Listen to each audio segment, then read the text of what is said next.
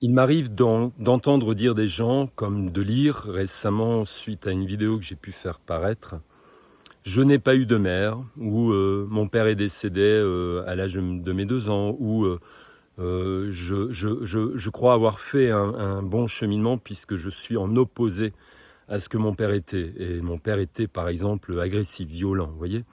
Donc on voit qu'à un moment donné, on se croit être sorti d'une série Netflix, du fait d'amener un contenu différent de la relation qu'on a eue avec nos parents, avec nos propres enfants et ce que l'on ne soupçonne pas, c'est que 3 variants sont possibles.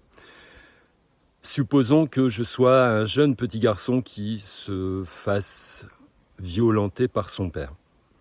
Ce jeune garçon que je suis aura donc, adulte, la possibilité de rentrer dans une dynamique agressive avec mes enfants. Pourquoi?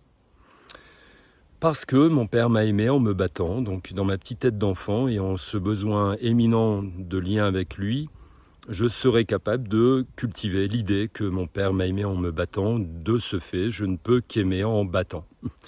Je vais donc reproduire à l'exactitude ce que mon père m'a fait. C'est-à-dire qu'avec mes enfants, je serai agressif, violent. D'accord? Ça, c'est le premier cas. On appelle ça la reproduction. Le deuxième cas, c'est en opposition. Et son mot parle de lui-même. Opposer, c'est faire l'inverse de ça. C'est-à-dire qu'adulte, je prends conscience que mon père était un violent. J'avais envie de dire un salaud. Ce père violent, je décide d'être différent et complètement différent. De ce fait, je deviens un papa gentilou. J'évite les conflits, j'évite même le cadre. Vous voyez, le cadre devient quelque chose de très compliqué pour moi puisque j'aurais peur de déborder et de ce fait, déborder comme papa l'a fait. Malheureusement, cette opposition en relation avec mes enfants ne leur amène pas un cadre suffisant. De ce fait, l'enfant pourrait profiter de ce hors-cadre et jouer de ça, sachant qu'inconsciemment, son père n'est pas capable vous voyez, de placer des limites. Donc le no limite est bien sûr instauré dans la relation de l'enfant aux parents. Et le père que je suis serait, à un moment donné, débordé de la relation avec mon fils parce que je n'aurais pas de cadre.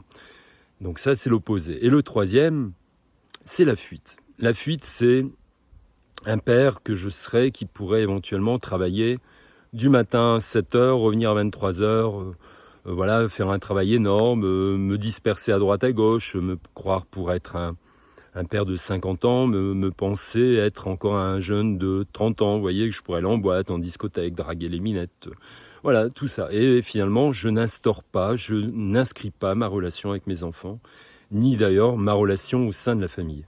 Dans les faits, cela, bien sûr, représente une fuite, mais dans la réalité des choses, dans ma petite tête d'adulte, c'est, ayant peur d'être comme mon père, ne sachant pas comment faire, la meilleure solution pour moi est de fuir. Donc vous voyez bien que dans une situation similaire, d'un vécu similaire, 3 variants sont possibles. Mais ce n'est pas parce que je suis dans l'opposé que je suis sauvé. Il faut bien comprendre que mon travail sera identique. Il faut que je retrouve un équilibre. Supposons que je n'aurais pas eu ce contenu relationnel avec mon père, je dois me poser la question, puisque c'est moi que je parle dans ce cas de figure, en exemple, je dois me poser la question de savoir si ce père n'avait pas existé avec son agressivité, quel est le papa que j'aurais été, voyez? Et on se rend compte que finalement, oui, quel que soit le scénario, le 1, le 2 ou le 3, chacun d'eux m'influence dans ma vie et c'est ça qu'il va falloir que je travaille pour retrouver une posture ajustée en relation avec mes enfants, en relation dans ma vie et bien sûr en relation dans ma famille. Merci.